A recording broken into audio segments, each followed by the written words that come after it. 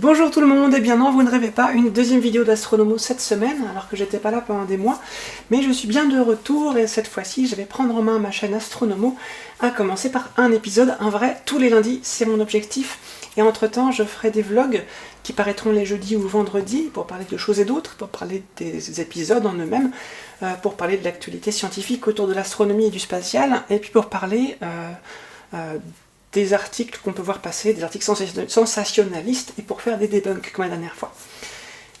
Cette fois-ci, je voulais parler de l'épisode 6 sur le mot constellation, où j'ai fait une petite imprécision que je voulais corriger, et parler également de choses et d'autres autour de la chaîne, comme d'habitude. Et donc, d'abord, merci beaucoup à tout le monde pour les commentaires et les encouragements à propos de cette vidéo, qui a beaucoup plu, et qui m'a donné beaucoup de courage aussi pour continuer ce travail, et donc c'est grâce à vous en grande partie en tout cas, que j'ai envie de continuer. Alors, qu'est-ce qui s'est passé? J'ai parlé des constellations australes, et l'imprécision que j'ai faite, c'est en disant que ça venait des navigateurs européens. Et en fait, c'est pas vraiment eux qui les ont inventés, en tout cas pas que eux, donc on va voir un peu tout ça. Je ferai une vraie vidéo, comme je l'avais promis, sur le sujet, parce qu'en préparant le blog, je me suis rendu compte que c'était très intéressant. Enfin, je m'en doutais, hein, mais voilà, là je l'ai vu. Et là, je vais juste faire un petit résumé pour corriger le tir. Alors, c'est bien Ptolémée, astronome grec au IIe siècle, qui dans l'Almageste a décrit 48 des 88 constellations officielles actuelles, qui étaient du coup liées à la mythologie de l'époque, mythologie grecque principalement. Donc, ensuite, c'est au XVIIe siècle qu'en Occident, en tout cas, on va parler que de l'Occident là, ici, et pas des autres cultures, ça a commencé à bouger. C'est-à-dire qu'on a commencé à ajouter des constellations de l'hémisphère sud, à en enlever, en ajouter, etc.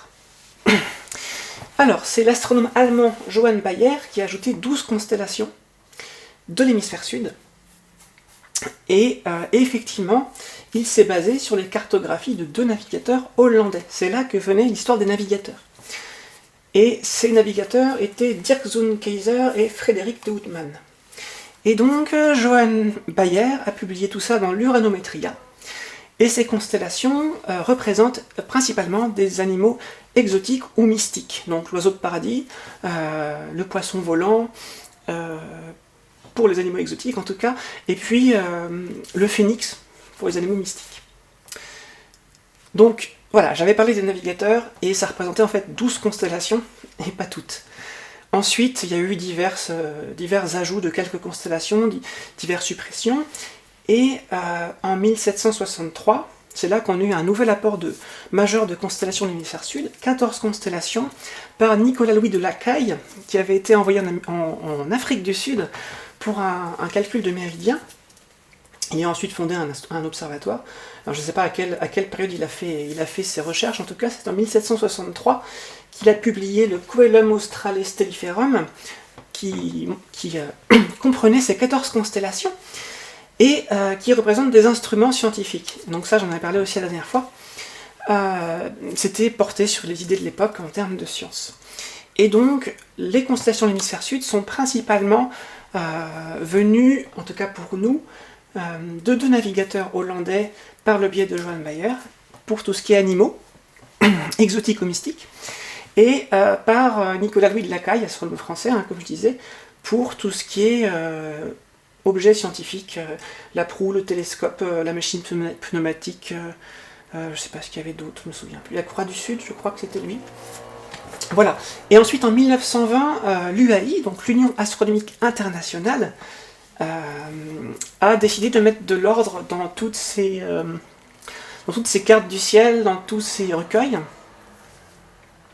des siècles passés, et en 1930, il y a la publication officielle des constellations par l'UAI, avec également les délimitations, dont on parlait dans la vidéo sur les constellations, qui avaient été mises au point par Johann Bayer, justement, et John Flamsteed au XVIIe siècle. C'est-à-dire qu'au début, ils avaient pris que les étoiles majeures des constellations données par Ptolémée, et puis ils ont ajouté les étoiles moins brillantes, du coup, qui étaient sur les côtés, et qu'ils ont mis dans des délimitations.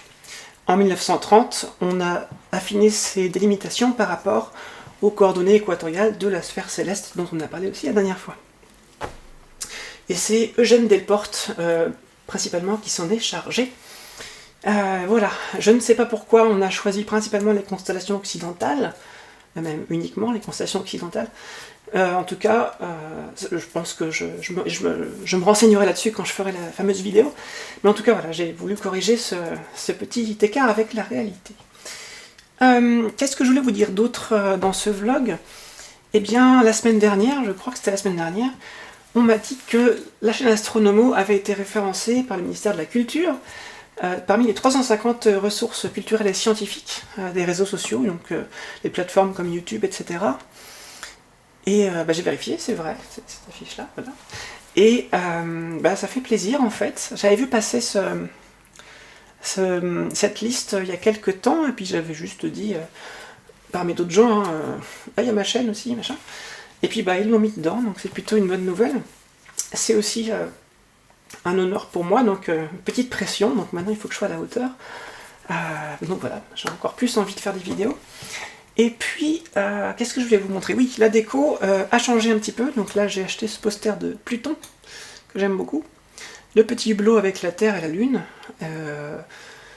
Une petite carte de Mars, et puis bien sûr, autoplacement de produits avec Nebula, je sais pas si on voit bien ici, hop, qui est mon jeu de plateau en prototype. Et puis j'ai craqué, j'ai acheté ce fameux globe de Mars que je voulais depuis des années. Et voilà, c'est super cool, il s'allume même. Hop. Voilà, donc ça m'a coûté assez cher, mais j'ai rationalisé, biais cognitif, après coup, en me disant que ça pouvait servir pour la déco de mes vidéos. Donc voilà, c'est chose faite. Mon cerveau va mieux avec cette raison-là. Voilà. Et donc, avec un invité, là, il y a quelques jours, on s'était amusé à chercher le site d'atterrissage de InSight, la nouvelle sonde qui s'est posée sur Mars il y a quelques jours, là. Et en fait, c'est dans la plaine d'Elysium, près de l'équateur, ici, je ne sais pas si vous voyez bien, voilà, à côté d'une zone volcanique. Donc voilà, c'est assez cool.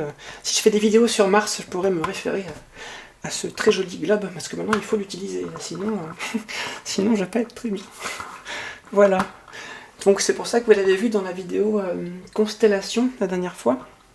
Alors on le voyait pas très bien, je sais pas encore où je vais le mettre dans la déco, on verra ça. Je vais essayer de faire en sorte que ça se voit bien. Hop, je vais éteindre ça. Et enfin, dernière chose que je voulais vous montrer, c'était ceci, que vous avez vu dans la vidéo sur les constellations. Donc ça c'est la Grande Ourse en 3D. Donc on voit effectivement que quand on change d'angle de vue, ça marche plus du tout. On voit plus du tout la casserole. On a cette étoile-là qui est beaucoup plus loin, qui a 130 années-lumière. Et celles-ci sont autour de 80 années-lumière. Celle-là autour d'une 103, je crois, années-lumière, quelque chose comme ça. Donc voilà, effectivement, pour la Grande Ourse, ça donne ça. Pour une autre constellation, ça pourrait donner autre chose. Pourquoi je vous montre ça? Parce que c'est très facile à fabriquer. Et la prochaine vidéo, le prochain vrai épisode d'Astronomo, qui paraîtra lundi, sera un tuto pour apprendre à fabriquer une constellation en 3D. Vous pourrez faire la constellation que vous voulez, celle que vous préférez. Je sais qu'il y a beaucoup de gens qui aiment bien Cassiopée avec son W, d'autres qui aiment bien Orion parce qu'elle est très belle, parce qu'il y a des couleurs dedans et tout. La Grande Ourse, beaucoup de gens la connaissent, puis après vous pourrez très bien faire une constellation méconnue comme, je sais pas moi, la couronne boréale par exemple. Quand je dis méconnue, c'est méconnue des débutants notamment. Et puis voilà. Alors, j'ai changé un petit peu la dénomination des épisodes par rapport à la première saison, parce que je trouvais ça pas terrible en fait. Donc pour l'instant, je suis allé au plus simple. Si je trouve mieux, je trouverai mieux. Donc il y aura des épisodes mots, donc en haut à droite de la vidéo. Donc du coup, en haut à droite, c'est ici, parce que ça change de sens. Voilà. Il y aura un petit encart avec marqué mots, comme la dernière fois, sur l'épisode Constellation. C'est les épisodes normaux de la chaîne où j'expliquerai un mot avec tous les mots associés. De plus en plus compliqué. Pour l'instant, on est encore dans le simple, mais j'espère que vous allez apprendre au fur et à mesure. Et puis, je ferai des épisodes tuto, où je vous apprendrai à faire des choses, soit avec vos mains, par exemple, fabriquer des constellations en 3D. Ça pourrait être aussi apprendre à se servir d'une carte du ciel ou d'un mini-ciel. On verra la différence à ce moment-là. Se servir de logiciels d'astronomie pour débutants, par exemple Stellarium, en faire une vidéo pour apprendre à s'en servir, ça pourrait être pas mal. Et puis, il y aura aussi dans les tutos des observations faciles à faire à l'œil nu ou aux jumelles, comme avant. Voilà, dans ce tuto un peu fourre-tout, je regrouperai tous les épisodes où c'est vous qui allez faire des trucs, plutôt que moi. parce que pour moi la médiation scientifique ce n'est pas vertical, c'est plutôt horizontal. Moi je suis là pour vous donner des informations, mais je suis aussi là pour vous donner de l'autonomie en astronomie, pour que vous sachiez vous l'approprier. Voilà. À la fois pour comprendre les informations qui passent par-ci par-là, à la fois pour que vous ayez une représentation de l'univers un peu plus fidèle à la réalité, et puis pour que vous sachiez faire de l'astronomie aussi si vous en avez envie, tout simplement. Et puis l'esprit critique, bien sûr, chose très importante. Et puis il y aura les vlogs, pareil, donc 3 types, il y aura les mots, les tutos et les vlogs. Et si un jour j'invente autre chose, il y aura autre chose. Pour l'instant, on en est là. En attendant l'épisode de lundi, je vous dis, soyez dans la lune et gardez l'esprit critique. Salut, salut!